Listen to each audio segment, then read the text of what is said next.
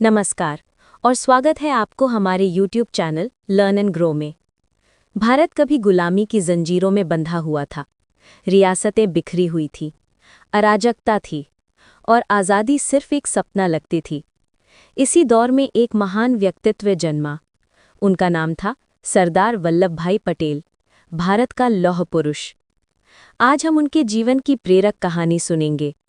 एक साधारण गांव के लड़के से लेकर भारत की एकता के निर्माणकर्ता बनने तक।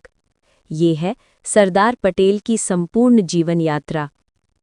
31 अक्टूबर 1875 गुजरात के नडियाद गांव में वल्लभ भाई पटेल का जन्म हुआ।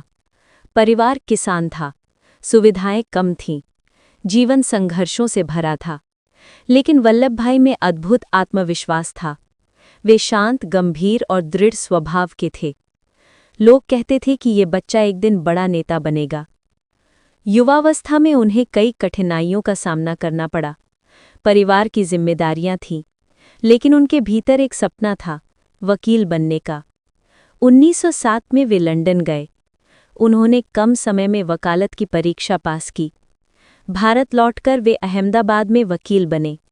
वे ईमानदार, प्रभावशाली और सफल वकील के रूप में जाने जाने लगे। 1917 में उनकी मुलाकात महात्मा गांधी से हुई। गांधी जी के विचारों ने उनके जीवन की दिशा बदल दी। वल्लभ भाई ने वकालत छोड़ दी। उन्होंने अपने जीवन को स्वतंत्रता संग्राम के लिए समर्पित कर दिया। उनका मानना था कि अगर देश आज़ाद नहीं तो व्यक्तिगत सफलता का कोई अर्थ नहीं। 1918 में खेड़ा में सूखा पड़ा। ब्रिटिश सरकार किसानों से कर वसूल रही थी। किसानों की हालत बहुत खराब थी। तब सरदार पटेल आगे आए। उन्होंने कहा, एक भी किसान कर नहीं देगा। उनके नेतृत्व और रणनीति ने अंग्रेजों को झुकने पर मजबूर कर दिया। इसके बाद 1928 आया। बारडोली सत्याग्रह शुरू हुआ। वल्लभ भाई ने गांव-गांव जाकर लोगों को संगठित किया। आंदोलन सफल हुआ। किसानों ने सम्मान से उन्हें सरदार कहा और तभी से वे सरदार पटेल के नाम से जाने गए। 1920 के बाद सरदार पटेल स्वतंत्रता आंदोलन के मुख्य स्तंभ बन गए।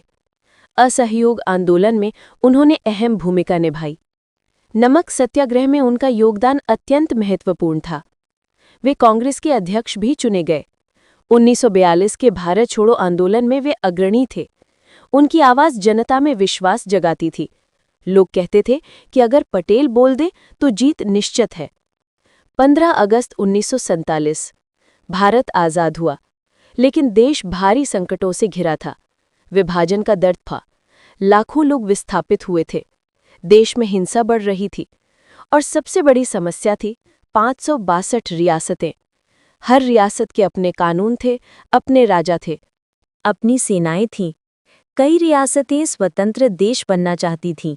अगर ये रियासतें अलग रहती तो भारत टुकड़ों में बंट जाता। लेकिन इस चुनौती को स्वीकार किया सरदार पटेल ने। वे स्वतंत्र भारत के पहले गृहमंत्री बने।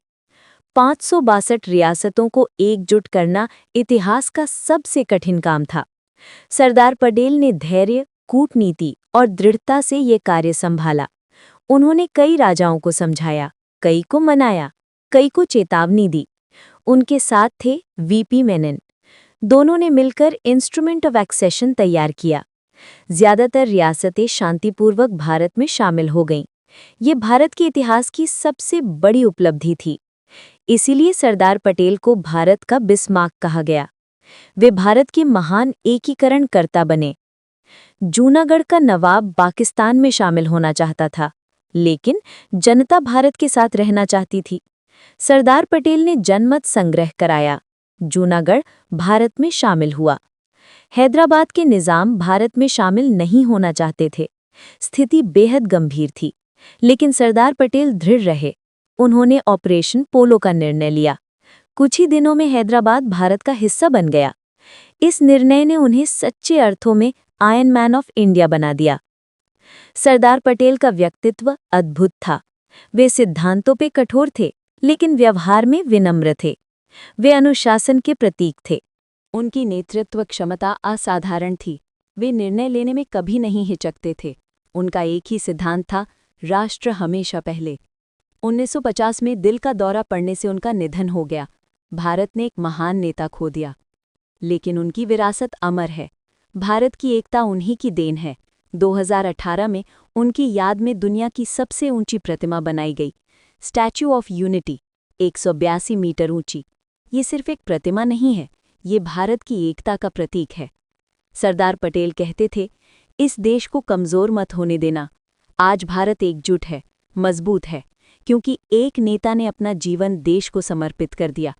उनकी कहानी हमें सिखाती है कि मजबूत इरादों से कोई भी चुनौती जीती जा सकती है। अगर आपको ये कहानी प्रेरक लगी हो तो इस वीडियो को लाइक करें, शेयर करें और हमारे चैनल लर्न एंड ग्रो को सब्सक्राइब करना ना भूलें। साथ ही बेल आइकन दबाएं ताकि अगली वीडियो आप तक सबसे पहले पहुंचे। जय हिंद, वंदे मातरम।